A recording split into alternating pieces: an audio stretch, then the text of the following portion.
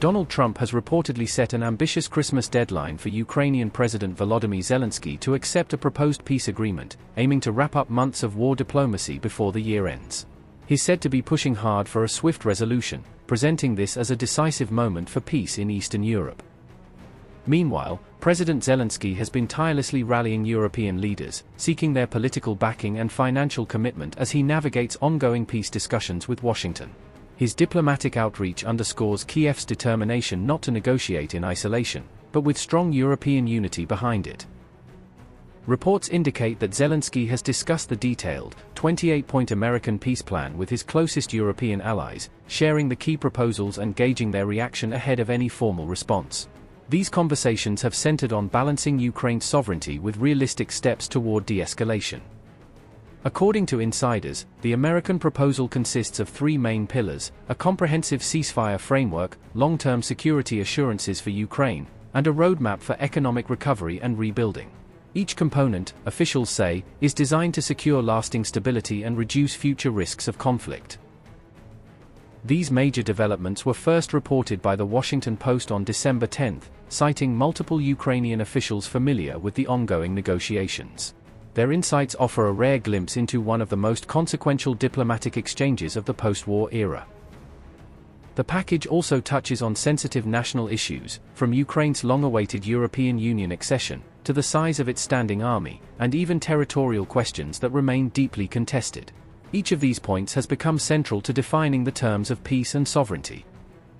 One of the more striking details within the plan is a proposal for a demilitarized zone, or DMZ, to be established inside Ukrainian territory. This clause has quickly become a focal point of debate, raising questions about security, sovereignty, and precedent.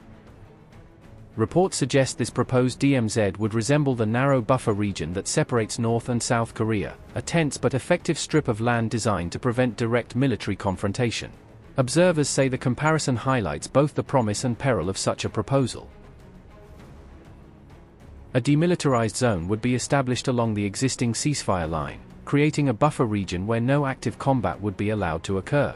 This DMZ would extend from Donetsk in the northeast down through Zaporizhzhia and Kherson in the south, spanning some of the conflict's most contested areas. Behind this main buffer, there would be a deeper zone restricting heavy weapons, missiles, and artillery from either side, ensuring a broader area of safety. The talks around creating such a DMZ reportedly stemmed from Russia's insistence on gaining control of Donetsk, a demand Kiev continues to reject. Instead, Ukrainian negotiators proposed a withdrawal zone, which would remain under Ukrainian sovereignty but free of active military forces. This withdrawal zone would essentially be demilitarized, with strict verification protocols to prevent either side from rearming the area. The entire line of the proposed DMZ would be closely observed and monitored, echoing the tight surveillance seen along the border between North and South Korea. Under the plan, Ukraine could achieve full European Union membership by 2027, marking a significant step toward its long-standing integration goals. Washington reportedly remains confident it can help Kiev overcome the so-called Budapest hurdle and secure broad European consensus for accession. EU membership, officials argue, would unlock tremendous trade opportunities and investment inflows, strengthening Ukraine's economy for the long term. The United States would extend special security guarantees to Ukraine, similar in nature to NATO's Article 5 protection clause, though outside formal NATO membership. Kiev, however, insists that Washington must sign the agreement formally and seek approval from Congress to make the guarantee binding and credible.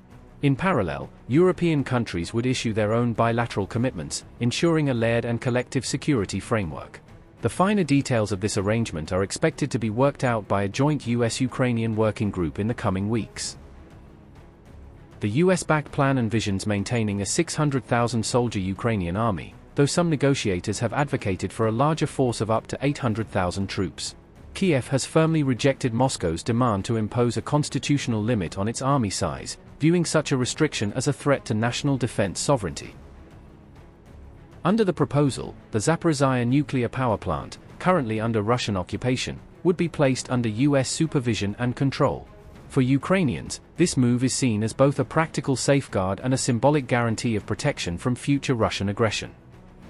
Washington has pledged to actively stimulate economic growth and reconstruction in Ukraine through targeted investment packages. One key funding source would involve repurposing frozen Russian assets held in European financial institutions to rebuild Ukraine's infrastructure. The US may also revive the Ukraine Development Fund, designed to attract an estimated $400 billion for nationwide reconstruction efforts. Interestingly, reports suggest Trump wants similar investment initiatives extended toward Russia, to incentivize broader economic cooperation after peace.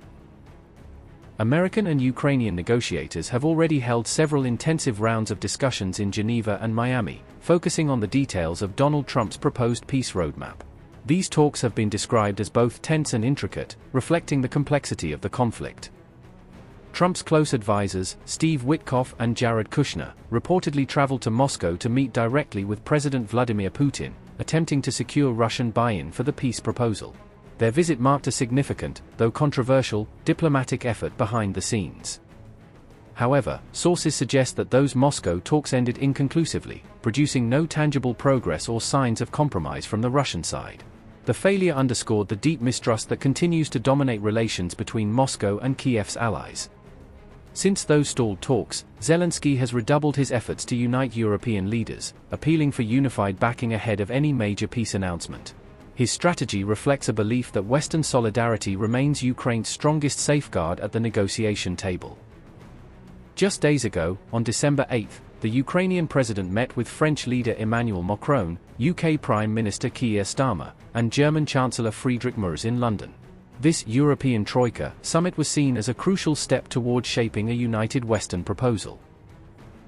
Following their closed-door discussions, reports emerged that European nations plan to introduce a modified version of the peace proposal, reflecting both Washington's vision and Europe's own strategic priorities.